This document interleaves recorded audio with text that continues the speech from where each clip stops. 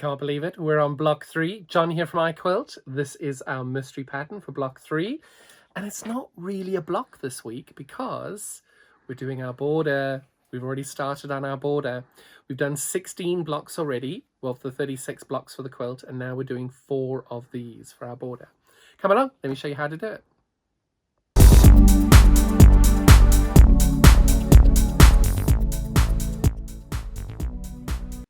So over here, we're going to have 7 white squares, 7 blue squares, and 6 red squares in order to make the block.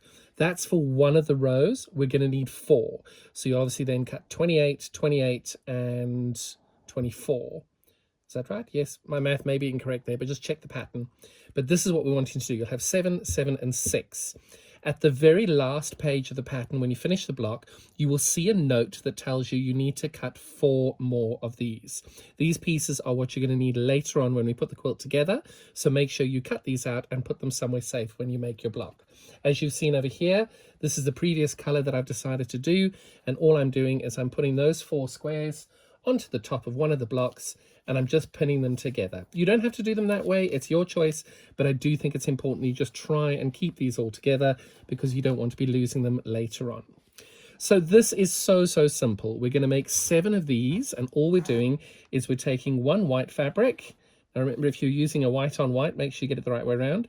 1 blue fabric, you're putting the right sides together, and we're just sewing 1/4 inch down the side over here. Now I know most of us are reasonably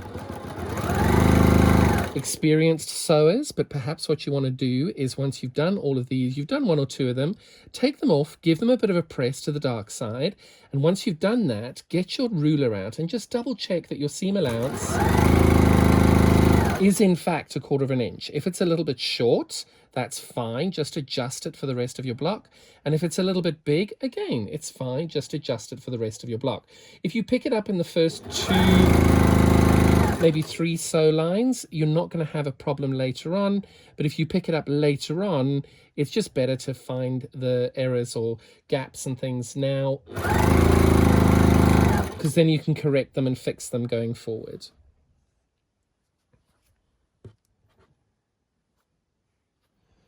If you are using a white on white like I am, it is a bit of a pain to try and make sure you know what you're doing with the right way round and the wrong way round, but it does make it that little bit more special when you do get it right. Now we're making 7 of these, and being a little bit, I don't know, like the word lazy, but I don't try and do all of this at the same time. I try and make them as quick as possible. So as I said, I've got 7 of these, but for the next section, we only need 6 of these per the pattern. So I'm going to take that and put it to one side, and we're going to use it later. Now, per the pattern, we're going to have 7 blocks now that are going to go white, blue, and then red. So red is going to go on the end over here. And we're going to make 6 of those, not 7, 6 of them. And we're just stitching down that side. I'm going to do that 6 times. Now you see I've not pressed anything at this point. You can press as you go. It's entirely up to you. Personally, I prefer to press one last time at the very end. If I can get my fabric open, that is.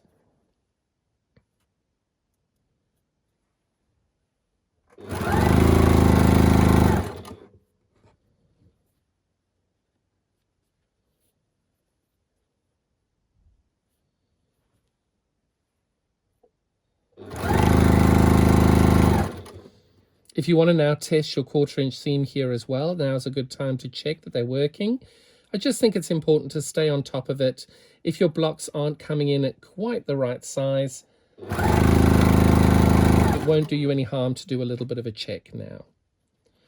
So there we go. This is the 6th one of what I think I've called 1.2 in the pattern, or 3.2 in the pattern. So we have 6 of these. Now these 6 are all going to get sewn together into one piece. So we've got 6 of those, and don't forget we've still got 1 of these which we're leaving to one side.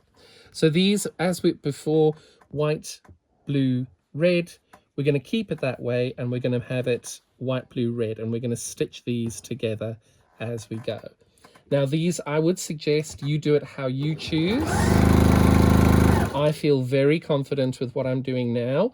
And all I'm doing is I'm taking the red here, I'm attaching the white right sides together, and then I'm manipulating it over here on my sewing machine to be able to sew it. Now, a lot of people don't need to do that, and I'm just being lazy. I'm just going to cut my thread and do that. And then over here, I know that the white goes to the red.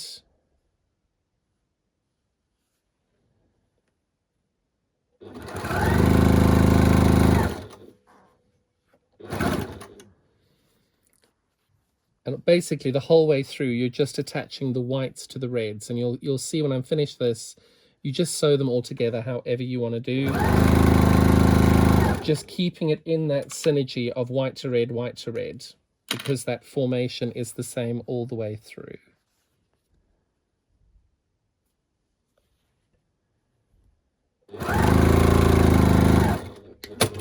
Okay. So we double check this back to the picture in the pattern. And here is our pattern. And we're starting with, we've got to check that we get this right, okay? Figure 3.3, white, blue, red, white, blue, red, white, blue, red, white, blue, red, white, blue, red, white, blue, red, white, blue, red. And we end on a red, just like we do there. Then what it tells us to do is to take this, the number figure 3.1, and we're attaching the white to the red, because you can see we end on a red there, and we're attaching it like that. And now we have finished our block 3. Now you're going to make 4 of these for your border. I'm going to show you very quickly how I've done the pressing on these, because as you've seen on this, I've not done any pressing. I try and do it all at one time just to make life a little bit easier for myself. And let me show you what I've done. So I've pressed, when it comes to the blue, I've always pressed towards the blue. So I'm pressing in there. And then when I get to the white, I'm pressing those out. But then again, I've got them in the blue. So it's a case of I'm always pressing to the darker of the two sides. Now, you may have changed your color palette. You may be using different colors to what I am. And I would just say to you, always try and press to the dark side if you're not going to press your seams open. For me, it's a border. It doesn't really matter one way or the other. So I've made sure that the white is pressed flat towards both darks, and my red is lighter than my blue. So I've made sure that both of those are in there. That brings us to the end of number 3, but don't forget, keep these 4 extra pieces when you're ready. We keep those 4 pieces for when we come to put the block together. Make sure you just attach these to your block, so when we come to put them together, you know where the pieces are. Catch up with you next week. I forgot to mention in this, if you're doing scrappy, have one of every fabric that you've used in the border. Put these in as many of the colors and fabrics that you've used, but try and keep the 4 over here the same. And maybe have the ones that are on the outside, have them dotted in here as well to add effect. But the great thing about this border is if you're doing it scrappy, it's perfect. Take one of every other fabrics that you've used and include them. Perhaps what you want to do is take your background fabric and have that as your white, and then have these as scrappy all the way through. That would be, give it a real good consistency, because you've still got your background fabric in. And then if you've got the same 4 in the corners, that'll tie everything in as well. And what I would suggest for the ones in the corners is doing your brightest, boldest colors in the corners, because that'll help tie everything in together. I think I've remembered everything now. Have a good one.